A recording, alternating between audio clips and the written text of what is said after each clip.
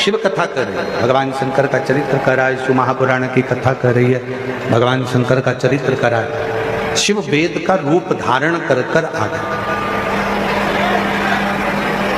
आए जब कष्ट,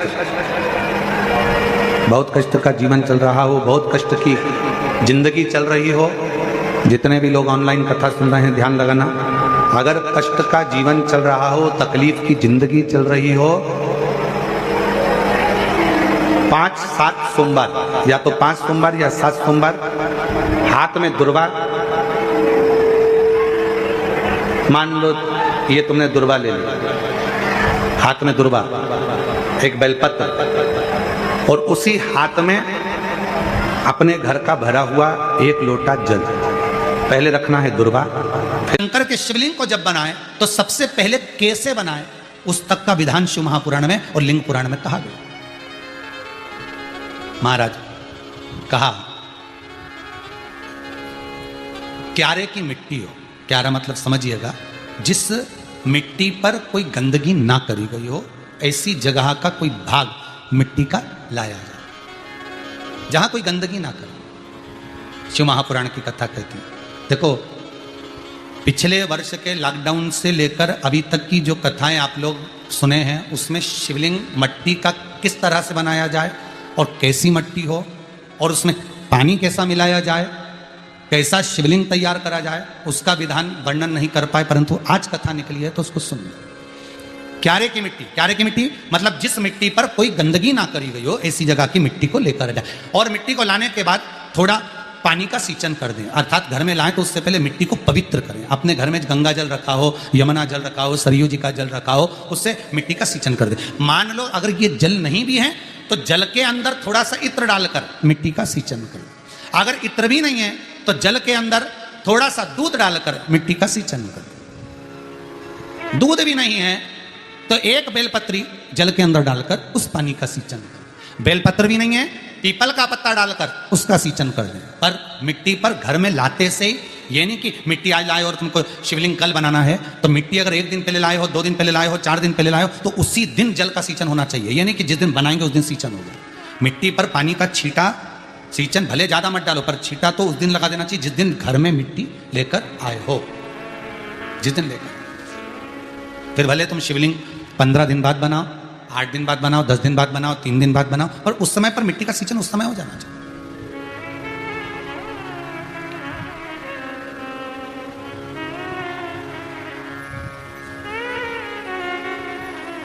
फिर कहा जिस दिन शिवलिंग का निर्माण करो उस दिन प्रातः में अगर आप शिवलिंग बना रहे हैं तो ब्रह्म मुहूर्त में मिट्टी को गला दो। किस पानी से गलाना है उसका भी प्रमाण, उसका भी शास्त्र वर्णन करा। किस जल से गलाया जाए, शिव महापुराण की कथा कहती है अगर आपको आज शिवलिंग का निर्माण करना है, शाम को आप शिवलिंग का निर्माण कर रहे हो तो अपने पानी का जो मटका होता है, हंडा होता है, रसोई घर में जहां पानी भर कर रखते हो उसके नजदीक में एक कलश जिसमें अलग से ताजा जल भरा जाए और उस पर प्लेट ढकी हो और उस पर एक चावल का दाना रखा हो, उस जल को लेकर आओ। थोड़ी देर रखा रहे, आधा घंटा, 2 घंटा, 3 घंटा, 15 मिनट, 20 मिनट, पर वो पानी वहां रखा होना चाहिए। रसोई घर में अन्नपूर्णा का निवास होता है, परिंदे के पास पितरों का निवास होता है, अन्नपूर्णा पित्र सब रसोई घर के भीतर विराजमान होते हैं। शास्त्र कहता है 33 कोटि देवता एक समय के लिए, एक क्षण के लिए हमारे रसोई घर में प्रवेश करते हैं। इसलिए रसोई घर को तुम पूरे घर को स्वच्छ रखो ना रखो, पूरे घर को तुम साफ रखो ना रखो, पर रसोई घर एकदम क्लीन होना चाहिए, साफ होना चाहिए, स्वच्छ होना चाहिए। आज के जमाने में तो खैर गया, पर पहले जब मट्टी के चूल्हे होते थे, जब चूल्हा बंद होता था तो उसको गीला कर कर गोबर को या पानी में उसको गीला कर कर एक कपड़े को गीला कर कर पूरे चौके को, रसोई घर को पोंछा जाता था। मिट्टी का होता था वो, तो भी उसको पोता लगाते थे, पोंछते थे।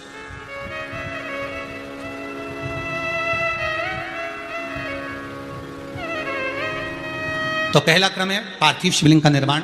सावन के महीने में अगर आप शिवलिंग बनाते हैं, सोमवार को शिवलिंग बनाते हैं तो नियम ध्यान रखिएगा महाराज, लिंग पुराण से है ये, इसका नियम ध्यान रखिए। क्या करना है, मिट्टी को लाना है, जल का छींटा देना, छींटा जरूर देना, घर में लेकर आए और जल का छींटा होना जरूरी है। 2 दिन तक 3 दिन तक मिट्टी रखी हुई है और उसके बाद अगर आपने पानी का छींटा नहीं दिया है और आपने डायरेक्ट मिट्टी को गला दिया और उसके बाद बनाया तो उसका कोई प्रमाण नहीं है। जल का छींटा अवश्य। फिर उसको रख दें। 15 दिन बाद बनाओ, 4 दिन बाद बनाओ, 3 दिन बाद बनाओ, 2 दिन बाद बनाओ। शिवलिंग जब बनाओ तब उस मिट्टी को, जो कलश आपने रसोई घर में रखा है चावल का दाना रखकर प्लेट के ऊपर, अर्थात उस कलश का जल उस मिट्टी में थोड़ा सा डालिए। क्यों डाला जाता है उसका भी भाव वर्णन किया है। अब भविष्य पुराण, स्कंद पुराण और अग्नि पुराण, इन तीनों से ले लिया गया। वर्णन किया गया, जब उस कलश का जल हम डालते हैं तो उस कलश में पितरों का भाव आ जाता है, अन्नपूर्णा का भाव आ जाता है, घर में लक्ष्मी का भाव आ जाता है, संपदा का भाव आ जाता है। पूरे 24 घंटे के अंदर एक क्षण के लिए रसोई घर में 33 कोटि देवता आते हैं, तो वो देवता का सारा भाव उस कलश के अंदर आ जाता है। और वो जल जब हम उस मिट्टी में मिलाते हैं तो गंगा, यमुना, सरयू, सरस्वती, ये 33 कोटि देवता में, तो इन सब का आनंद उस जल में आ जाता है। और वो जल जब हम मिट्टी में मिलाते हैं तो मिट्टी पवित्र हो जाती है, स्वयं कैलाश अधिपति को स्वीकार करने के लायक हो जाती है, निर्मित करने के लायक हो जाती है।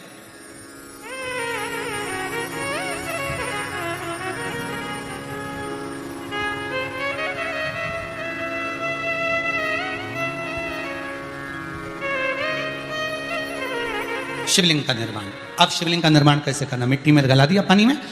सबसे पहले शिवलिंग बनाने से पहले पात्र जो होता है उसके नीचे एक बेलपत्र रखी जाती है। क्या रखना है? एक बेलपत्र। शंकर को झेलने के लिए कोई साधारण नहीं है पात्र जिसपे झेला जाए। स्वयं गंगा शिव की जटा में, और आप शंकर के शिवलिंग का निर्माण कर रहे हो, कोई साधारण नहीं हो सकता। स्वयं आप विदेश्वर संहिता के अंतर्गत पढ़े कि ब्रह्मा और विष्णु, ब्रह्मा ऊपर जा रहे हैं, भगवान विष्णु नीचे जा रहे हैं, तो पता नहीं कर पा रहे कि यहां चरण कहां पर और शीश कहां पर है, उसको जान ही नहीं पा रहे।